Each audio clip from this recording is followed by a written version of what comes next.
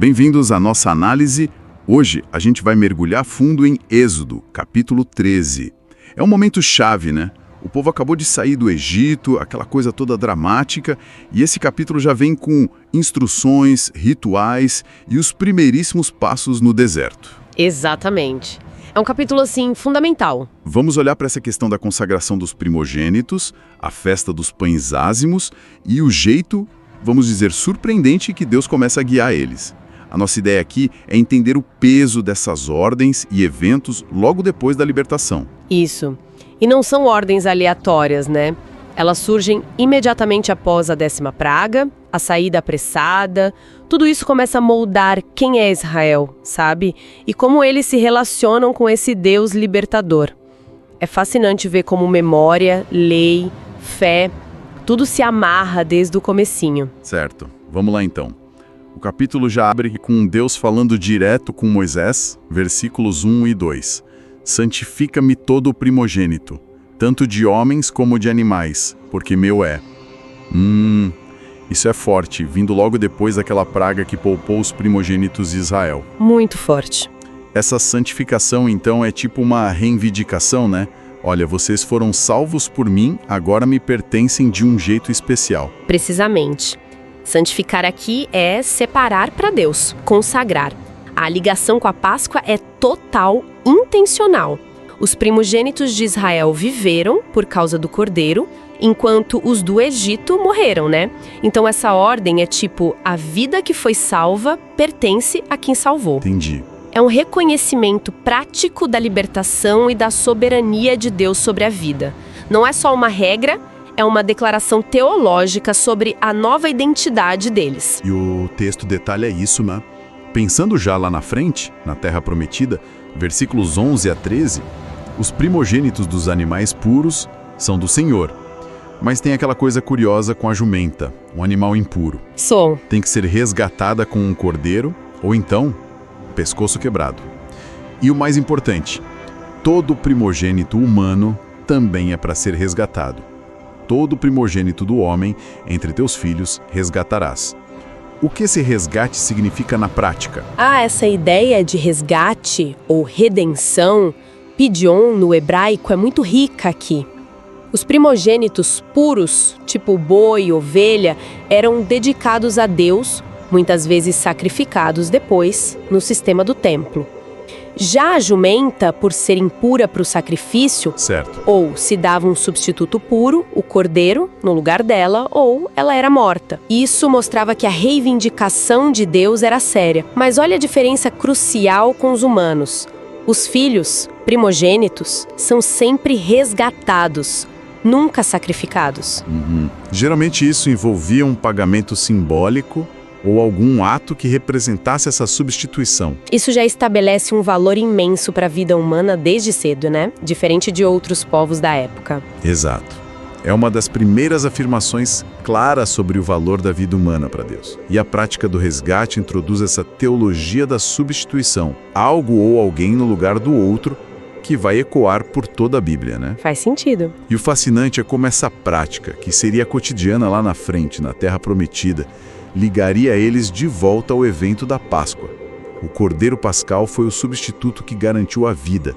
Então, a grande história da salvação é lembrada e vivida dentro da família. E o próprio texto reforça isso, né? A função de ensinar. Versículos 14 e 15. Já antecipa a pergunta do filho. Pai, o que é isso? E a resposta é a história central. O Senhor nos tirou do Egito com mão forte. Perfeito. E explica direitinho. Por causa do faraó teimoso, da morte dos primogênitos egípcios, por isso a gente dedica e resgata os nossos. Exatamente. O ritual vira pedagogia viva. Garante que a história que funda o povo passe de pai para filho. A religião não é só um dever, é uma ferramenta de ensino na vida diária. E aquela imagem de ser sinal na tua mão e por frontais entre teus olhos, sim, no versículo 16, que também vai aparecer para outra festa, reforça isso. É uma memória que tem que ser constante e visível, quase como uma tatuagem na consciência do povo, sabe? Sobre quem eles são e a quem pertencem. A identidade deles está sendo construída ali, naquelas memórias ativas. Falando em memória ativa, isso já puxa o gancho para a festa dos pães asmos, que Moisés explica logo em seguida nos versículos 3 a 10. Lembrai-vos deste dia, ele começa. E a regra? Nada de pão fermentado. 7 dias comendo matzá, o pão ázimo. Isso. No mês de Abib, o mês da saída. A explicação mais comum é a pressa, né? Não deu tempo para o pão crescer. Sim, essa é a ligação com o evento, a pressa da fuga. Êxodo 12 fala disso. Mas o simbolismo vai muito além da praticidade, né? O fermento, muitas vezes, na Bíblia, representa corrupção, pecado, as influências velhas. Paulo usa essa imagem lá em Coríntios, por exemplo. Verdade. Então, comer pão sem fermento por 7 dias, 7 é o número de completude, né? Passa a significar pureza. Uma ruptura total com o passado no Egito, com a escravidão, com as práticas de lá. É um ritual de purificação anual e um jeito de lembrar como a libertação foi radical e rápida. A ordem é bem clara, nada de fermento em lugar nenhum. Interessante. E, de novo, como a questão dos primogênitos, essa festa também olha para o futuro, para a terra prometida, né? Versículo 5. Eles devem guardar essa festa neste mês, quando chegarem lá, naquela terra, que mana leite e mel. Que mana leite e mel. O contraste com a escravidão e o deserto é enorme. Total. A festa conecta a memória do passado com a esperança do futuro. Cria essa continuidade entre a libertação e a vida que Deus prometeu. E, de novo, olha o foco na didática. Versículos 8 e 9. Os pais têm que explicar para os filhos. É por causa do que o Senhor me fez quando saí do Egito. O ritual em si, a comida diferente, a ausência do fermento, tudo vira um lembrete físico. Aquele sinal na mão e memorial entre os olhos, de novo. Para quê? Para que a lei do Senhor, a história e os mandamentos dele esteja sempre na tua boca. Viva na comunidade. Fica muito claro como essas duas práticas, primogênitos e pães ázimos, andam juntas. As duas são memoriais da libertação, as duas ensinam de geração para geração e as duas usam coisas físicas, ações concretas, para manter a história viva. É como se Deus estivesse instalando uns lembretes espirituais e pedagógicos para esse povo novo. Exatamente. São os pilares da identidade sendo fincados ali. E é importante notar, essa identidade não é só de crença abstrata, mas de atos de memória, de práticas em comunidade. Isso faz a gente pensar na força desses rituais para unir o povo, né? Eles iam precisar muito disso. E essa necessidade de união e de orientação fica óbvia quando o texto muda de assunto. Sai das instruções dos rituais e começa a narrar a viagem mesmo, versículos 17 a 22. E aí, a primeira decisão de Deus como guia é curiosa para dizer o mínimo, né? Surpreendente, né? Ele não leva pelo caminho mais curto, aquele pela costa, pela terra dos filisteus. Por quê? Olha, o texto é muito sincero sobre o motivo, no versículo 17. Para que porventura o povo não se arrependa, vendo a guerra, e torne ao Egito. Isso é de uma honestidade psicológica, assim. Impressionante. É verdade. Deus conhece a galera que ele tá tirando de lá. Acabaram de sair da escravidão, não são um exército pronto para batalha. Dá de cara com os filisteus, que eram conhecidos pela força militar, provavelmente seria um desastre, o medo ia bater forte e eles poderiam querer voltar para a segurança do Egito, mesmo sendo opressora. Parece um cuidado pastoral em larga escala, né? Deus está gerenciando o moral deles, a capacidade deles. Escolhe um caminho mais longo, mais difícil pelo caminho do deserto do Mar Vermelho, diz o verso 18, mas que evita um choque inicial que podia acabar com tudo. Uma estratégia que leva em conta a fraqueza humana. Versículo 18. E os filhos de Israel subiram armados da terra do Egito.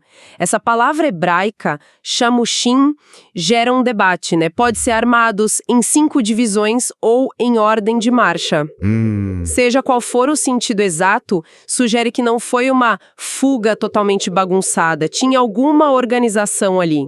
E, junto com essa organização, um ato de memória que atravessa séculos. Moisés leva os ossos de José, versículo 19, cumprindo aquela promessa que José fez lá atrás, para os descendentes jurarem que levariam os restos mortais dele quando Deus os tirasse do Egito. Que cena! Nossa, é um detalhe com um peso simbólico gigantesco.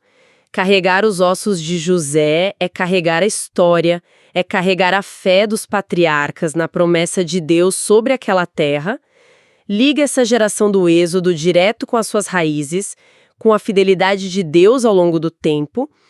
É um ato concreto de fé de que a promessa ia se cumprir mesmo que José não tenha visto em vida. É a aliança sendo carregada, literalmente. Uau! Eles partem então de Sucote, acampam em Etã, que já é na beirinha do deserto, verso 20, e aí a gente chega numa das imagens mais famosas da Bíblia toda, a manifestação visível de Deus guiando, verso 21, 22. Ah, sim. O Senhor ia diante deles durante o dia, numa coluna de nuvem, para os guiar pelo caminho. Durante a noite, numa coluna de fogo, para os alumiar. E o texto faz questão de dizer, isso era constante, dia e noite. Nunca saiu de diante do povo. Isso é uma teofania, uma aparição visível de Deus, extraordinária e contínua. A presença de Deus não é só uma promessa, uma ideia.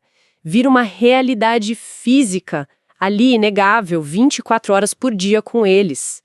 A nuvem, além de guiar, devia dar uma sombra providencial naquele calorão do deserto, né? Com certeza. E o fogo, além de iluminar para poderem viajar à noite se precisasse, dava luz e talvez até aquecia um pouco no frio do deserto. É Deus se adaptando às necessidades deles de um jeito sobrenatural, mas também muito prático. É uma imagem muito poderosa mesmo. Transforma Deus daquele libertador que agiu lá no Egito, talvez um pouco distante, para um companheiro de viagem, imediato, constante, bem ali no meio do perigo, do desconhecido que é o deserto. Aquele braço forte que tirou eles do Egito agora vira uma presença visível guiando cada passo. Imagina o impacto disso para um povo assustado. Sem dúvida. Estabelece Deus não só como quem começou a libertação, mas como quem sustenta e lidera ativamente a jornada. É uma afirmação muito forte da imanência divina. Deus está com eles de forma visível, sem interrupção. A nuvem e o fogo viram o grande símbolo da liderança e da proteção de Deus no deserto. Um farol constante de esperança e direção. Então, para a gente amarrar as ideias deste capítulo tão rico, Êxodo 13 é essa ponte fundamental. Ele estabelece essas práticas de memória, primogênitos, pães ázimos, que ancoram a identidade de Israel na libertação e garantem que isso seja passado adiante, e ao mesmo tempo já narra o começo da viagem, mostrando um Deus que guia com estratégia, com sabedoria. Levando em conta a condição deles. Exato. Com o desvio e com essa presença sobrenatural constante da nuvem e do fogo. Memória, identidade, ensino e a guia de Deus. Tudo junto ali. Perfeitamente colocado. A gente vê a fundação de rituais que vão definir o judaísmo por milênios. Sabe, tudo nasce dessa experiência do Êxodo. A insistência na memória, no ensino dentro de casa, nos sinais visíveis, tudo aponta para a criação de uma identidade coletiva forte, resiliente. Uhum. E talvez assim, uma reflexão que fica, né, que esse capítulo provoca. Se esses rituais e a própria história da libertação foram tão cruciais para formar a identidade e união desse grupo tão diverso de ex-escravos, até que ponto a prática constante da memória, seja ela religiosa, cultural ou histórica, continua sendo essencial para qualquer comunidade hoje? Para nossa resiliência diante dos nossos próprios desertos, nossos desafios, como o jeito que a gente lembra do passado molda a nossa capacidade de encarar o futuro? É uma pergunta que vai muito além desse texto, né?